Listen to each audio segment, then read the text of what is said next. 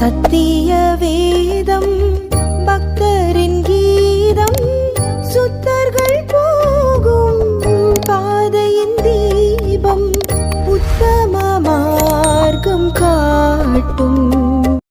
இயேசு என் நம்பிக்கையா, இந்த பூமியும் சொந்தமல்ல. இயேசு என் பூமியிலே கொஞ்ச காலம், இந்த பூமியிலே இயேசுவுக்காய் சுவிசேஷத்திற்காய். கர்த்தருக்கு ஸ்தோத்திரம். கர்த்தராகிய தேவன் இந்த காணொளி மூலமா உங்களோடு பேசுகிற வார்த்தை என்னவென்றால், இயேசு கிறிஸ்துவை குறித்து நாம் உலகத்தில் இருக்கிற எல்லா ஜனங்களுக்கும் முடிந்தவரை, நம்மால் முடிந்தவரை மக்களுக்கு சுவிசேஷத்தை நாம் சொல்ல வேண்டும். ஏனென்றால் சுவிசேஷம் என்பது நம்ம மேல இந்த கடமை என்று வேதம் சொல்கிறது. அந்த கடமையை நாம் செய்ய வேண்டும் என்று வேதம் சொல்கிறது. அந்த கடமையை நாம் செய்யாமல் போனால், அதாவது சுவிசேஷத்தை மக்களுக்கு சொல்லாமல் போனால் அவர்களுக்கு ஐயோ என்று வேதம் சொல்கிறது. இந்த ஐயோ என்ற வார்த்தை வேத வசனங்களின் அடிப்படையில் நாம் பார்க்கும்போது நரகத்தில் இந்த ஐயோ என்ற வார்த்தை கேட்கப்படும் என்று சொல்லப்பட்டிருக்கிறது. இயேசு கிறிஸ்துவை குறித்து மக்களுக்கு நாம் சொல்ல வேண்டும். முதலாவது சுவிசேஷம் என்றால் என்ன? அநேக சுவிசேஷம் என்றாவே, சுவிசேஷம் என்பது நீ இயேசுவை ஏத்துக்குப்பா, உன்னுடைய நோய் மாறும். நீ இயேசுவை ஏத்துக்கோ, திருமணம் ஆகலையா, உனக்கு திருமணம் ஆகும். நீ இயேசுவை ஏத்துக்கோ, திருமணமாகி குழந்தை இல்லாம இருக்குதா, உனக்கு குழந்தை கொடுப்போம், உனக்கு குழந்தை இயேசு கொடுப்பாரு. நீ ரொம்ப வறுமையில் இருக்கிறியா, இயேசுவை ஏத்துக்கோ, நீ நல்ல வீடு கட்டி நல்லா பணக்காரன் ஆயிடலாம். இது கிடையாது சுவிசேஷம். இன்னைக்கு ஜனங்களுக்கு, இன்னைக்கு நிறைய பிரசங்கியாளர்களும் சரி, இயேசுவை பற்றி மக்களுக்கு போதிக்கிறவர்களும் சரி, இயேசுவை ஏற்றுக்கொண்டால் இது கிடைக்கும் அது கிடைக்கும் என்று ஆசை வார்த்தைகளை சொல்லுகிறார்கள். அது அனைத்தும் பொய்யான தகவல். இயேசுவை ஏற்றுக்கொள்ளும் போதுதான் நம்ம வாழ்க்கையில எத்தனையோ நிந்தனைகள் வரும், போராட்டங்கள் வரும், உபத்திரவங்கள் வரும். வாழ்வதை விட சாவதே மேல் என்று நம்ம வாழ்க்கை நேரிடும். காரணம், உண்மையான கடவுளிடத்தில் நாம் நெருங்கும் போது எல்லாம் இந்த சத்துருவா இருக்கிற சாத்தான் நமக்கு இடர்களா இருப்பான். வேதம் சொல்கிறது, அன்றியும் கிறிஸ்து இயேசுக்குள் தேவ பக்தியா நடக்க மனதா இருக்கிற யாவரும் துன்பப்படுவார்கள் என்று வேத வசனம் நமக்கு போதிக்கிறது. இயேசுவினிடத்தில் தேவ பக்தியா, பக்தி வைராகியமா நம்ம இருந்தாவே நமக்கு துன்பம் என்று எழுதப்பட்டிருக்கிறது.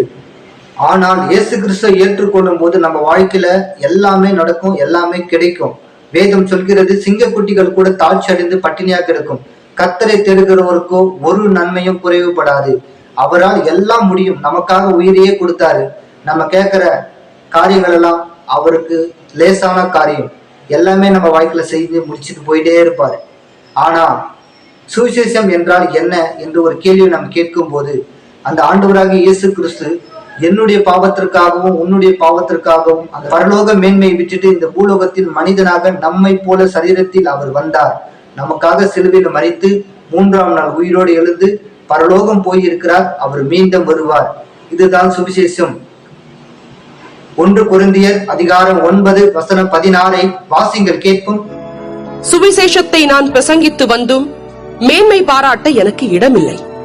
அது என் மேல் விழுந்த கடமையாயிருக்கிறது. சுவிசேஷத்தை நான் பிரசங்கியாதிருந்தால் எனக்கு ஐயோ. இந்த வசனத்தை நன்றாக கவனித்து பாருங்கள். சுவிசேஷம் என்பது மக்களுக்கு நாம் சொல்ல வேண்டும். அது நம்ம மேல் விழுந்த கடமை என்று சொல்லப்பட்டிருக்கிறது. சுவிசேஷத்தை நாம் சொல்லாமல் போனால் நமக்கு ஐயோ என்று சொல்லப்பட்டிருக்கிறது. வேதம் சொல்கிறது, ஒரு ஆத்மா ரட்சிக்கப்பட்டா பரலோகம் சந்தோஷப்படும் என்று. வேதம் சொல்கிறது, ஒருவரும் கெட்டு போகாமல் எல்லோரும் மனம் திரும்ப வேண்டும் என்று ஆண்டவராக இயேசு கிறிஸ்து நம் மீது அவர் நீடிய பொறுமை உள்ளவராக இருக்கிறார் என்று சொல்லப்பட்டிருக்கிறது.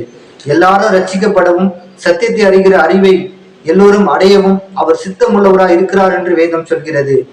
ஒரு பஸ்ல ஒரு 50 பேர் போறாங்கனாக்கா அந்த 50 பேரையும் எங்க அவங்க போகணுமோ அவங்களை எதுவுமே கரெக்டா சேர்க்கறது யாருன்னா டிரைவர் தான். அந்த டிரைவரை நம்பிதான் அந்த 50 ஆத்துமாக்கள் செல்கிறது.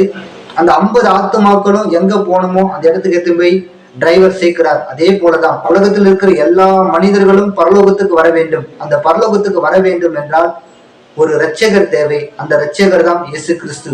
உன்னையும் என்னையும் பாவத்திலிருந்து மீட்க வந்த பரமாத்மா அவர். உன்னையும் என்னையும் மீட்டெடுக்க தன் உயிரையே கொடுத்த எபினேசர் அவர்.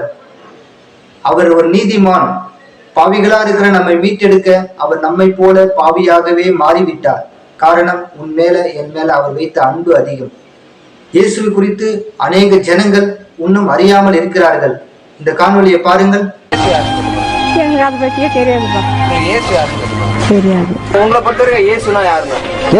இயேசு பத்தி எனக்கு தெரியாதுங்க. இயேசு சாமி பத்தி தெரியுமா உங்களுக்கு?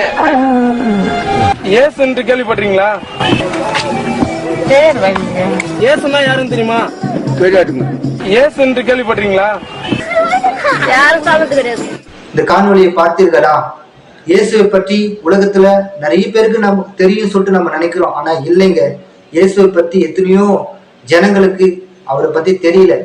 இயேசுதான் கடவுள் என்பதும் இயேசு என்பவர் ஒருவர் இருக்கிறார் என்று கூட யாருக்கும் தெரியல. வேதத்தில் நான் பார்க்கும்போது அநேகர் இயேசுவினிடத்தில் வந்து அற்புதங்களையும் அதிசயங்களையும் பெறுவதற்காகவும் நன்மைகள் பெறுவதற்காக மாத்திரமே வந்தாங்க. ஆனா சகவி மட்டும்தாங்க இயேசு எப்படிப்பட்டவரோ என்று பார்க்க வந்தார் என்று வேதம் சொல்கிறது. சிந்தித்து பாருங்கள். இன்னைக்கு நம்ம போய் மக்களுக்கு சுவிசேஷம் சொல்ல வேண்டும். நம்ம ஜெபம் பண்ணா அங்க நோய் குணமாகணும், நம்ம ஜெபம் பண்ணா அங்க அற்புதம் நடக்கணும். அது போல நீங்க மாற வேண்டும். இயேசுவை பற்றி மக்களுக்கு சொல்ல வேண்டும் என்பது தேவனுடைய சித்தம். அது நம்மால இந்த கடமையை, அந்த கடமையை நீங்க தைரியமா செய்யுங்க. இந்த செய்தியினால் நீங்கள் ஆசீர்வதிக்கப்பட்டிருப்பீர்கள் என்று நம்புகிறோம். இது கடைசி காலத்தில் உள்ள உங்களுக்காக. இது குறித்த உங்கள் கேள்விகளை, சந்தேகங்களை உடனடியாக எங்களுக்கு அனுப்புங்கள்.